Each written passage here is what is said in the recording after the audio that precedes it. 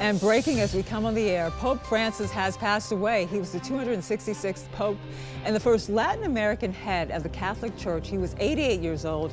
Thank you so much for joining us. You're watching the National News Desk, America's News Now. I'm Angela Brown, in for Jan Jeffcoat. It's Monday, April 21st, a date that will live in history for mourning, but also marking a transition for the Catholic Church and also the world. Overnight in Vatican City, Cardinal Kevin Farrell announced the Pope's death. His statement reads, quote, right here at 7:35 this morning, the Bishop of Rome, Francis, returned to the home of the Father.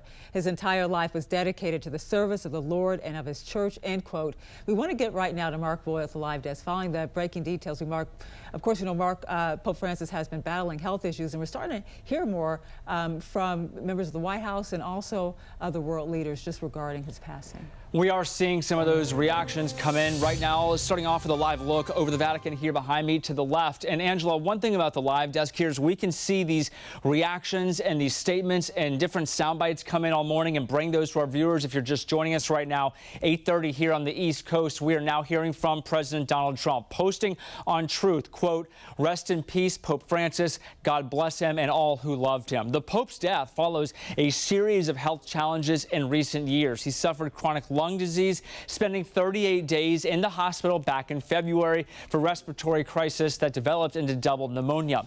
And hours before he passed away on Easter Sunday, Vice President J.D. Vance had a chance to meet with him. He released a statement this morning saying, my heart goes out to the millions of Christians all over the world who loved him. May God rest his soul. And just about 15 minutes ago, we heard from the White House press secretary. She spoke out on the Pope's passing. I spoke to the Vice President's team this morning, and they expressed how excited and grateful they were for the opportunity to have met with the Pope just yesterday. And of course, we know the Pope has gone to be with the Lord this morning, and I spoke to the President about that as well, and he has put out a statement to say God bless the Pope and all those who loved him. He touched millions of lives throughout his tenure as the head of the Catholic Church, and so it's a solemn day for Catholics around the world, and we are praying for all those who loved the Pope and believed in him. The Pope was elected in 2013 after Pope Benedict retired. Francis was the first Jesuit Pope, the first Latin American Pope, and the first from the Americas.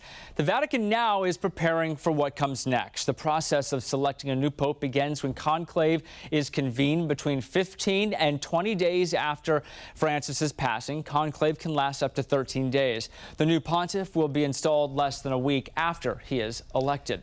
Well, we've been reporting the Pope has been struggling with health issues for several months now, but was able to make one last appearance yesterday at Easter Sunday Mass. You're looking at the video right here after Mass when he returned the Pope to his home at the Vatican in Santa Marta, where he passed at 7:35 a.m. Barbie Latonado reports from Rome.